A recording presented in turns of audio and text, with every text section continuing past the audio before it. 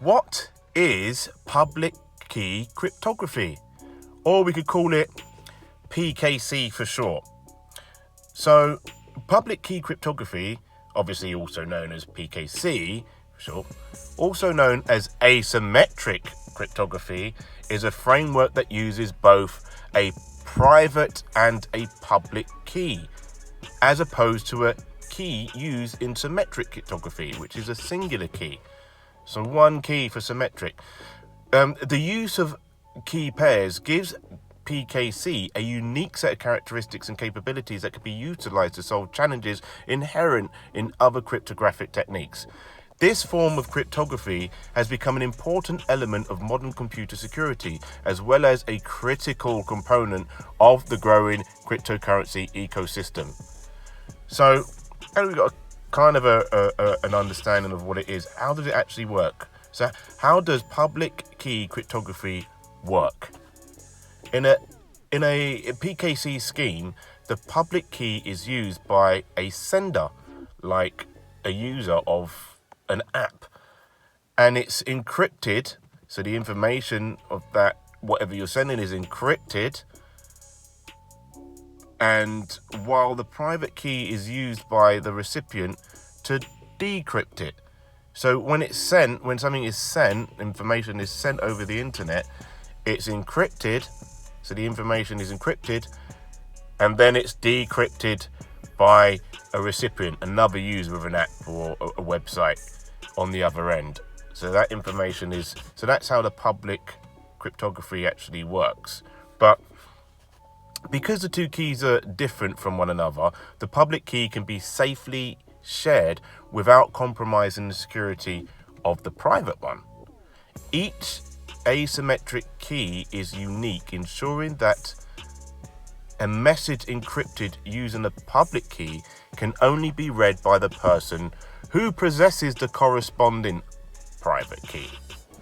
Because asymmetric encryption algorithms generate key pairs that are mathematically linked, their key lengths are much longer than those in asymmetric cryptography. This length is typically between 1024 and 2048, making it extremely difficult to compute a private key from a public counterpart. So, even quantum computers would struggle to crack it, essentially. One of the most common algorithms for asymmetric encryption in use today is known as RSA. In the RSA scheme, keys are generated using a modulus that is arrived by multiplying two numbers, normally two large prime numbers. So in basic terms, the modulus generates two keys, one public that can be shared and one private that should be kept secret, locked up in a safe somewhere, or remembered in that grey matter up there in your head called a brain, and you'll never lose them. The RSA algorithm was first described in 1977 by Mr. Rivest Shamir and Mr. Alderman, hence RSA. And it remains a major component of public key cryptography systems. So, let's talk about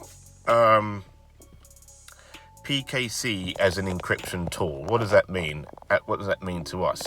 Public key cryptography solves one of the long-standing problems of symmetric algorithms, which is the communication of the key that is used for both encryption and decryption.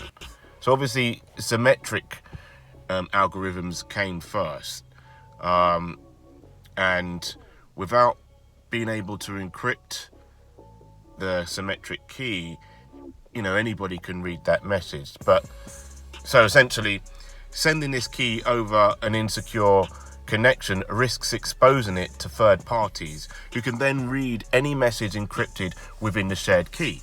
So it's solving a huge problem.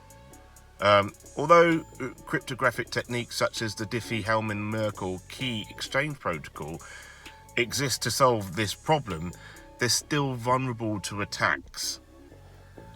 In public key cryptography, by contrast, the key used for encryption can be shared securely over any connection. And as a result, asymmetric algorithms offer a higher level of protection when compared to the symmetric ones. So let's think about another application for key pairs, asymmetric keys, asymmetric cryptography. Another application of asymmetric cryptography algorithms is that of authenticating data through the use of digital signatures. So let's talk about what generating digital signatures is, or using digital signatures. Generating digital signatures, basically speaking, a digital signature is a hash created using the data in the message. When that message is sent, the signature can be checked by the recipient using the sender's public key. This way, they can authenticate the source of the message and ensure that it is not being tampered with in any way, shape, or form. In some cases, digital signatures and encryptions are applied together, meaning the hash itself may be encrypted as part of the message. It should be noted, though, you should remember, however, that not all digital signature schemes use encryption techniques. So, just don't assume that a digital signature is encrypted or the hashes are encrypted if they need to be encrypted. So let's talk about the limitations in that sense then. Although it can be used to enhance computer security and provide verification of message integrity, PKC does have some limitations. Owing to the complex mathematical operations involved in encryption and decryption, asymmetric algorithms can be quite slow when forced to deal with large amounts of data. So this type of cryptography also depends heavily on the assumption that the private key will remain secret. But yes, it's a limitation. But when you think about that, let's make a comparison to a PIN. Your PIN on your credit card, let's just say, or your debit card. So you've got your PIN. Obviously, if you give that to someone unscrupulous that you can't trust, untrustworthy, and you give them your PIN, you could be sure that your money will be gone from that account, right? Might not be, but you can assume that, yeah? So it's the same really with your secret keys. You don't really want to give them to anybody, especially if you're holding large sums of cryptocurrency on that key, on that wallet, because that's essentially what it is. So yeah, really, if a private key is accidentally shared or exposed, the security of all messages that have been encrypted within the corresponding public key will be compromised, obviously. It is also possible for users to accidentally lose their private keys, in which case it becomes impossible, utterly impossible, for them to access the encrypted data. And again, really, for us at Zigfree,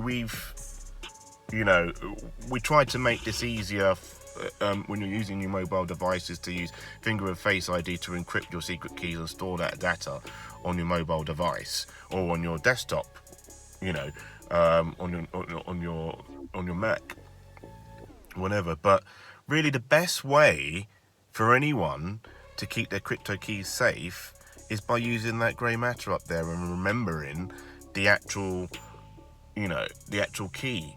If you can remember a phone number, think of it as remembering 2 or 3 phone numbers together in one set, and remember how you remembered that phone number. I mean, back in my day, we remembered phone numbers, scores of phone numbers, in our heads. But there are techniques and ways that you could do that. And if you could do that, you're never going to lose your funds, are you? So when you think about that, we are developing ways so that you don't use, because most people could potentially lose their keys, and we've heard stories of this numerous times. But having said that, I believe that there is a a SEP on Stellar called SEP30, where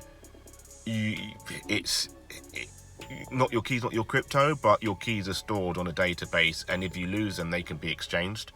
So there is a protocol for that, but it's I don't know if it's been approved yet, but we'll have to go back to that. But let's talk about the applications of public key cryptography. This type of cryptography is used by many modern computer systems to provide security for sensitive informations, like SSL, like for emails and for your website. You know, like when you see that padlock on the website, that's a secure socket layer protocol.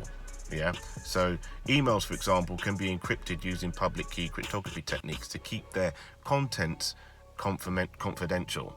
And the secure socket layer SSL protocol that makes secure connections to websites possible also employs asymmetric cryptography. So PKC systems have even been explored as a means of providing a secure electronic voting environment that would potentially allow voters to participate in elections from their own computers or own mobile phones. So you can see, you know, just how far the application can actually go. But, you know, really, PKC also features predominantly in blockchain and cryptocurrency technology today, which is, yeah, it's a must. I mean, there's no cryptocurrency without it. Without PKC, there's no cryptocurrency. So it's a huge integral part of that.